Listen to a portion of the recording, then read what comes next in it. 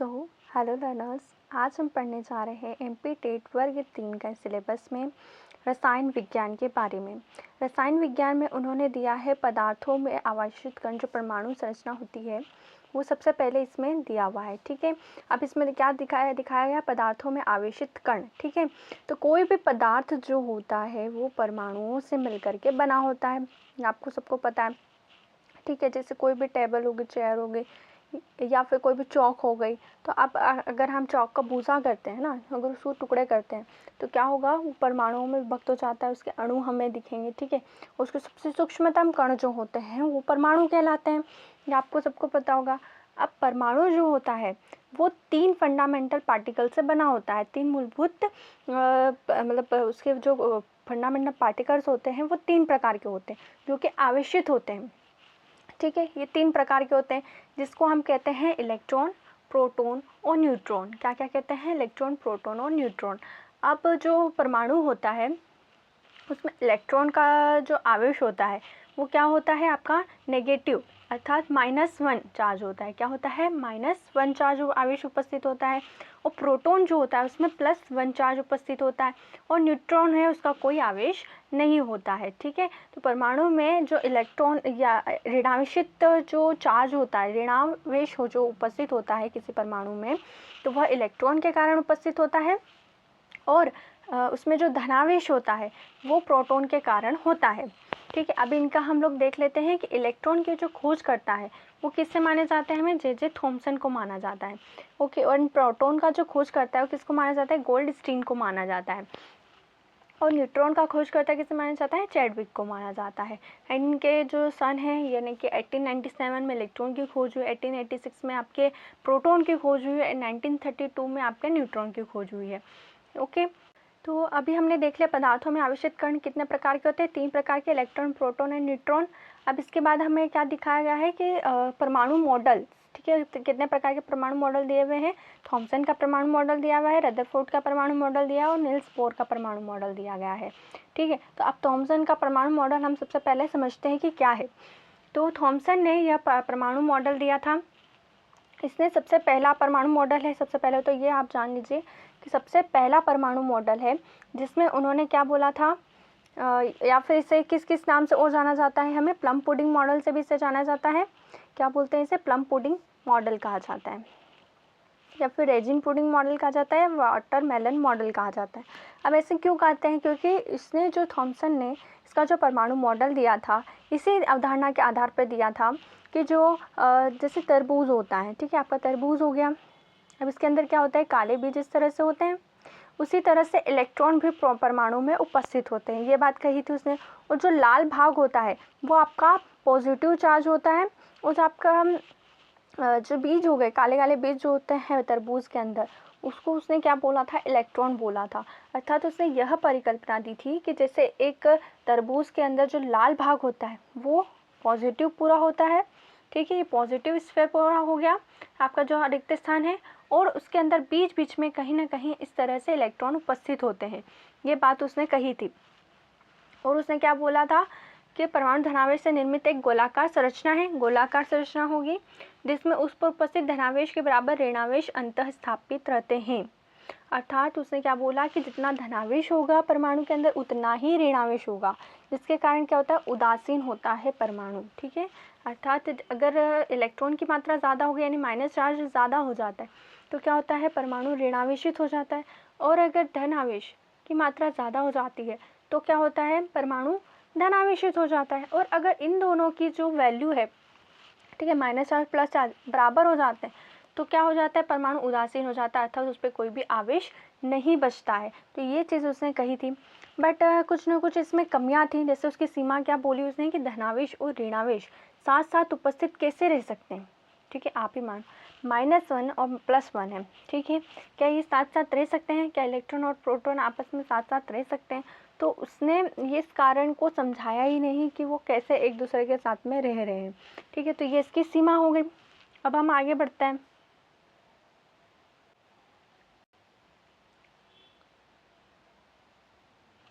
अब हम देखते हैं रदरफोर्ड का परमाणु मॉडल के बारे में। ठीक है, रदरफोर्ड ने अपना परमाणु मॉडल दिया 1911 में। अब इसमें उन्होंने क्या किया कि अल्फ़ा कण जो होते हैं, अल्फ़ा पार्टिकल्स जो कि क्या होते हैं, धन आवेशित होते हैं, ठीक है, अल्फ़ा पार्टिकल्स होते हैं जो कि धन आवेशित होते हैं, उसने क्या करा, उस परमाणु पर, जो परमाणु होता है उसके ऊपर वो अल्फ़ा कणों की बौछार करना शुरू कर दी।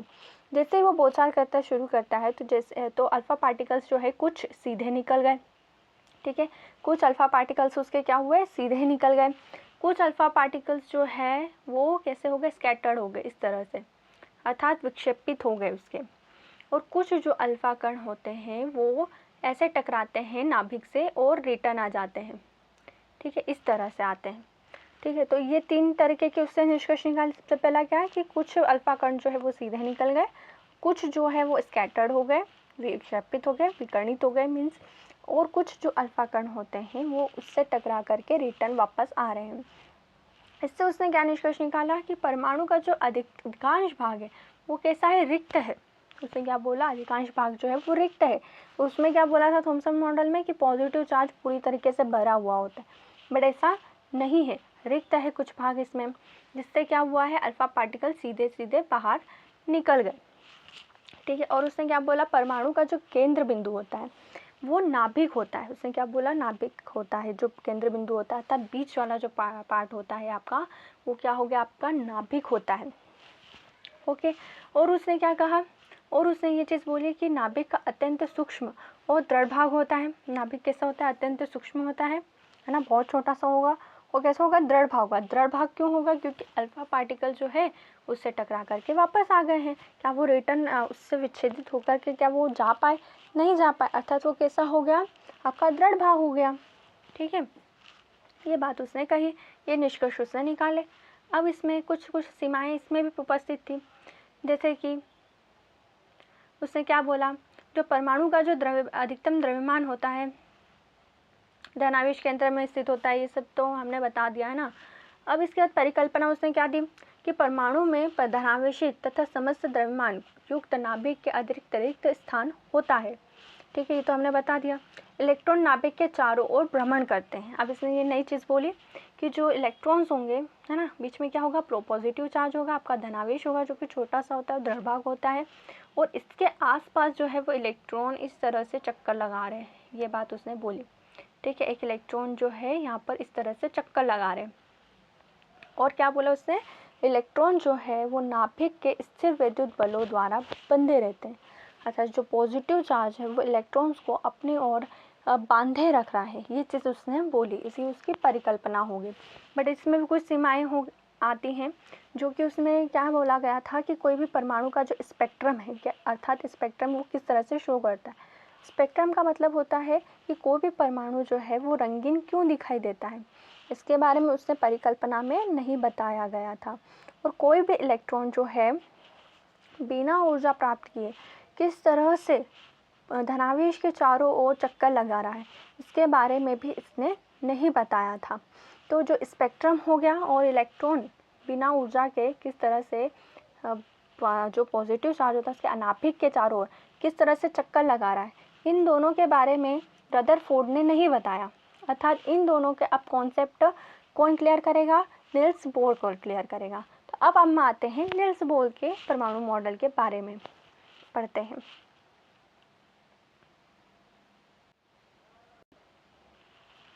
अब हम पढ़ते हैं बोर के परमाणु मॉडल के बारे में, ओके।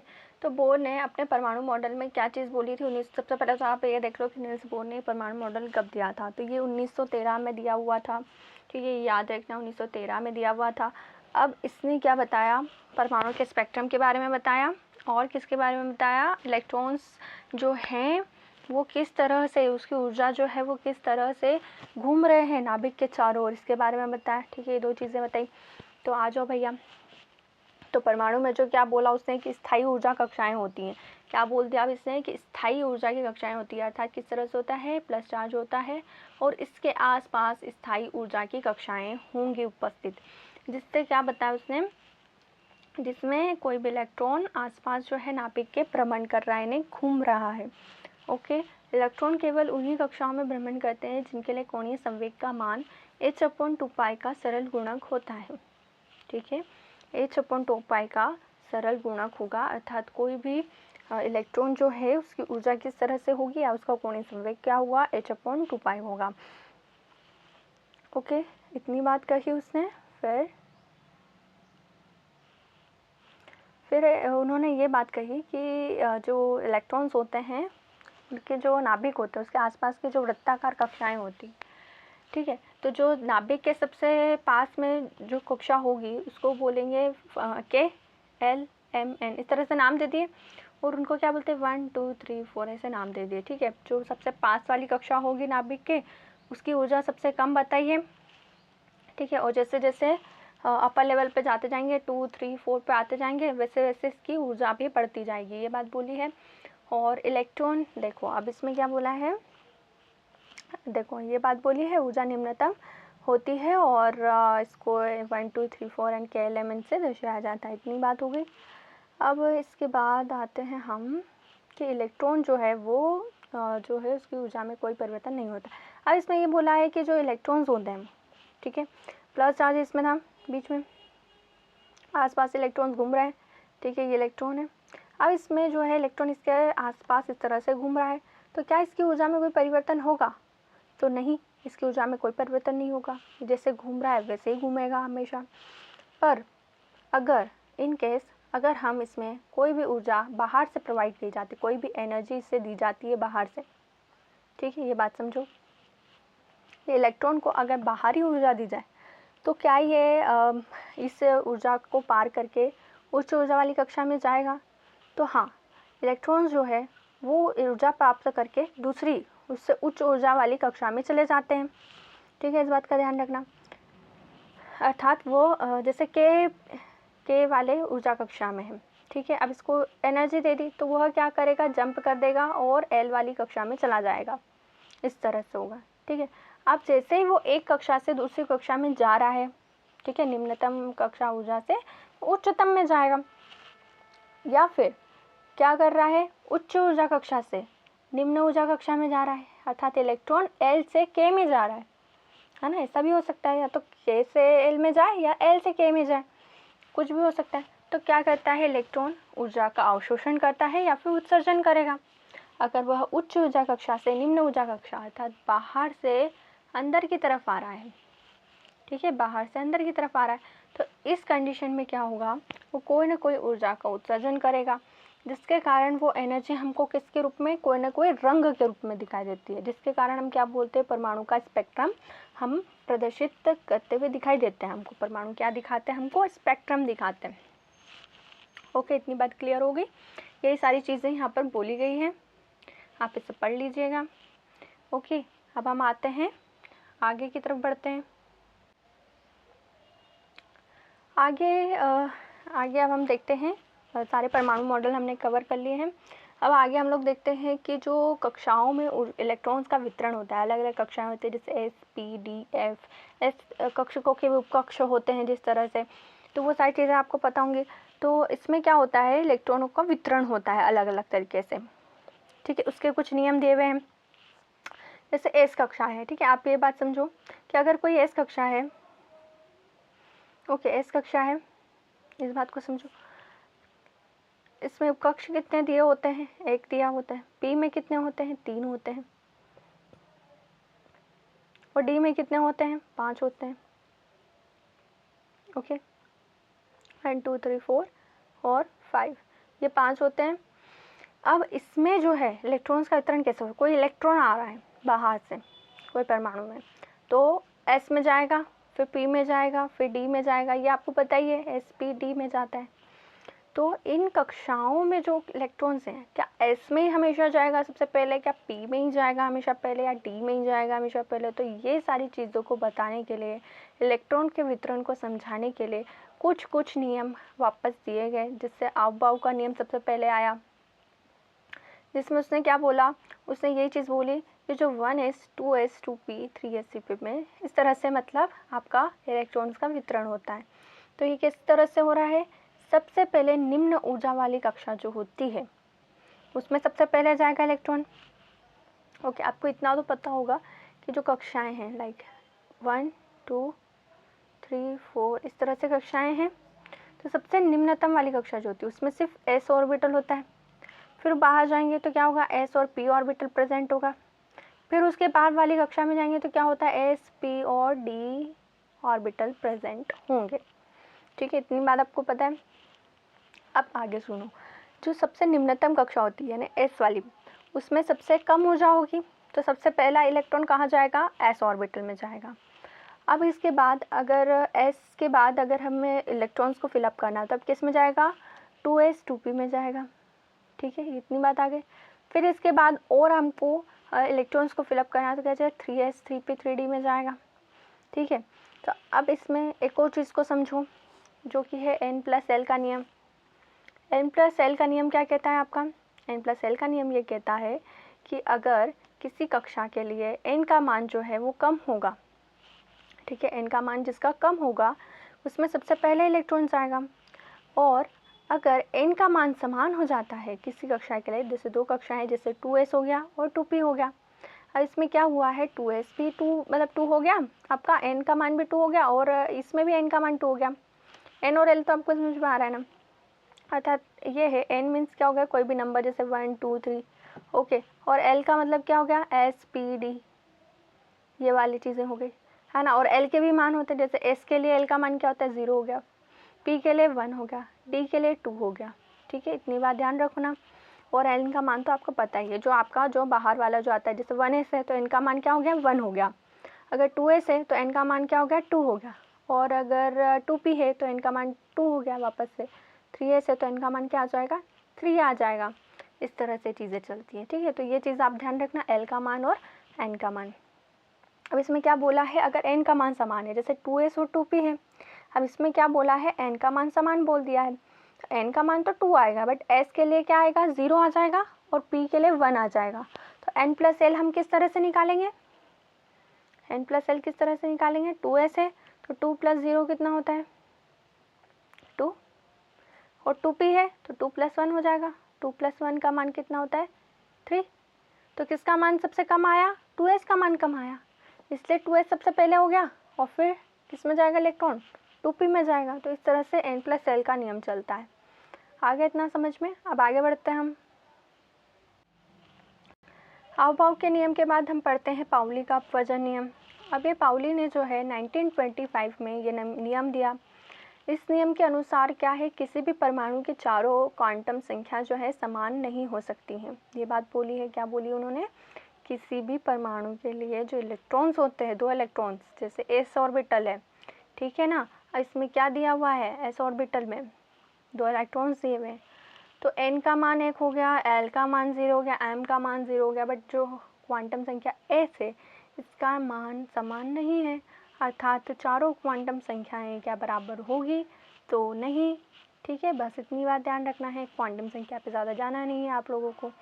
ठीक है, अब आगे आते हैं हुंड का नियम।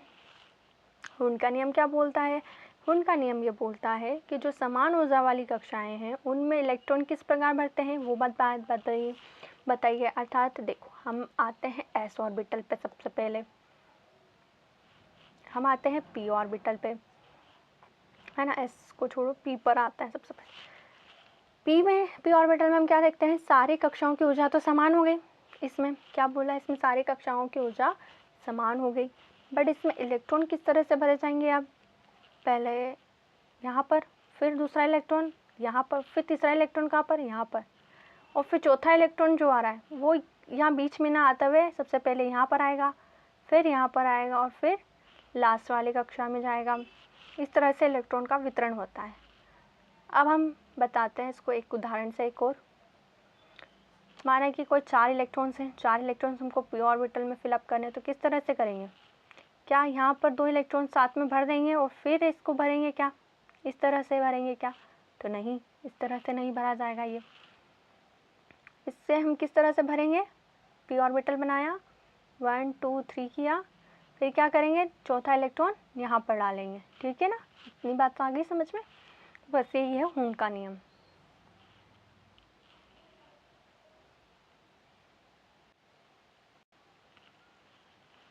अब इसमें जो p ऑर्बिटल का जैसे उदाहरण दिया था, वैसे ही d ऑर्बिटल का उदाहरण भी यहाँ पर दिया हुआ है, जिसमें क्या बताया है, 5 इलेक्ट्रॉन्स हैं जो किस तरह से भरे जाएंगे। अगर छठा इलेक्ट्रॉन आता है तो यह इलेक्ट्रॉन सबसे पहले यहाँ पर जाएगा, ठीक है। तो इस तरह से ये भरा जाएगा, ये तो राइट हो गया आपका। अब अगर यहाँ पर 5 इलेक्ट्रॉन्स हैं और उनको कैसे एक रिक्त कर दिया और आगे भर दिया, तो क्या ये सही है? तो नहीं, ये सही नहीं है, इसलिए यहाँ पे क्रॉस लगा दिया। अब जगह 4 इलेक्ट्रॉन्स और 5वां इलेक्ट्रॉन्स कहाँ पर आएगा? ये रिक्त डी ऑर्बिटल में आ जाएगा। ओके, इतनी आ गई बात समझ। अब आगे बढ़ते हैं हम लोग। तो जैसे हमने परमाणु मॉडल समझ लिए हैं और अभी हमने इलेक्ट्रॉन्स का वितरण समझ लिया है परमाणुओं में किस तरह से होता है। तो ये चीज़ें आपको समझ में आई होगी। आई होप आपको हमारा लेक्चर अच्छा लगा होगा। अगर हमारे साथ बने रहना है तो इस चैनल को सब्सक्राइब कर लीजिएगा, लाइक कर दीजिए और शेयर कर दीजिए और कमेंट में ज़रूर बताना आपको कैसा लगा। सो तब तक के लिए गुड बाय।